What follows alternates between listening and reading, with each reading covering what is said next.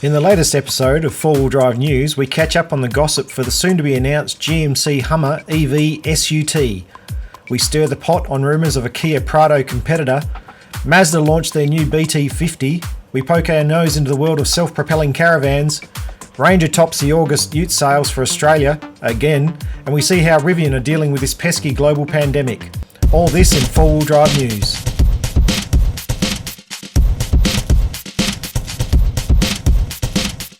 Not seen since 2010, General Motors are poised to reintroduce the Hummer brand as an all-electric sub-brand of GMC.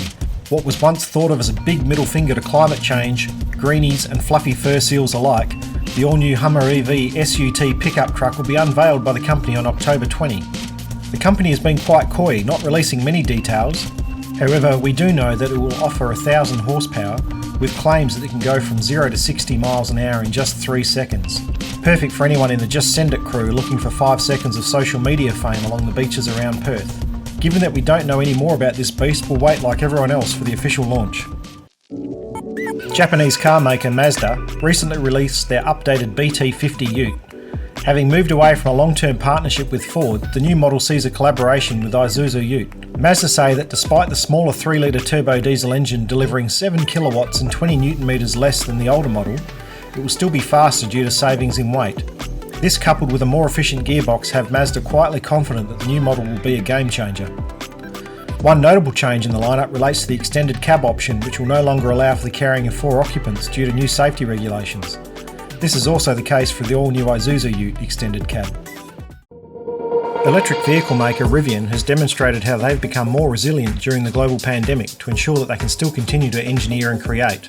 The company says that their biggest challenge has been logistics, not productivity, with the bulk of their software engineers still working flat out from home on the critical software systems that will make the Rivian a truly remarkable next-generation vehicle. Hardware engineers have developed methods to remotely collect and stream data from their test equipment while being in completely different states, enabling development to continue.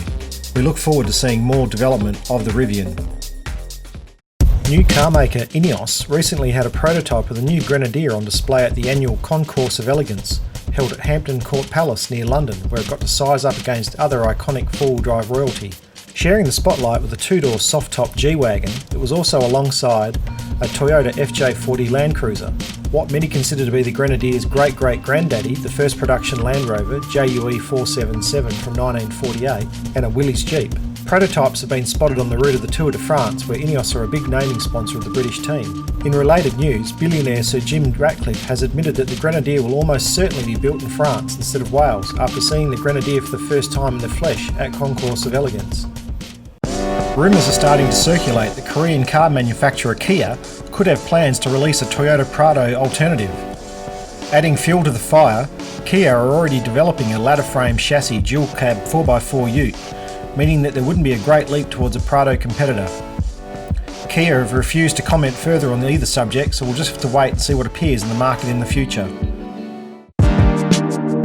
Australian company AusX Corp are currently leading the way in bringing to market one of the first self-propelled caravans for the recreational market. The company is still working with prototypes, but the initial results are looking pretty impressive. The vans will offer a hybrid drivetrain that promises to improve fuel consumption of the tow vehicle and assist with overtaking. The vans will also offer a gasless system with everything being capable of running off battery, even the air conditioner.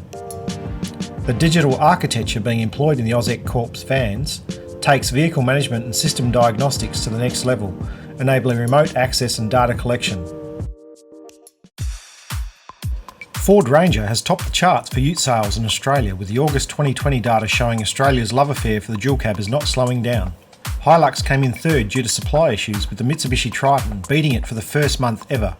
Despite this, Hilux is still on track to retain the overall top-selling dual cab ute in Australia for 2020. For the first time ever, a petrol-electric hybrid has topped the overall sales charts in Australian automotive history, with Toyota's RAV4 SUV being the nation's top-selling vehicle for a second month in a row, the hybrid version alone accounting for the majority of its sales. Although extremely popular, sales of the hybrid model are being somewhat distorted with the arrival of stock to fill back orders, where there is currently a 10-month waiting list to get your hands on a new one. So, we've had a lot of rumour and innuendo this edition. Is the Hummer EV going to be a game changer? And are we going to see it down under? Are you excited about the prospect of self-propelling caravans and what it could mean for towing? But more importantly, a Grey Nomad's going to be able to operate all that newfangled technology.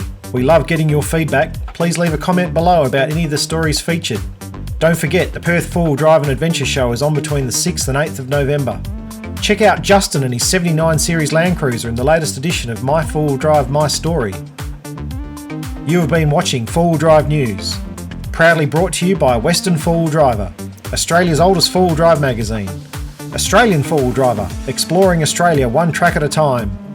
Lens Nation, beautiful digital video for your soul. And Alt Control Delete, saving the sanity of Generation X since the invention of the PC.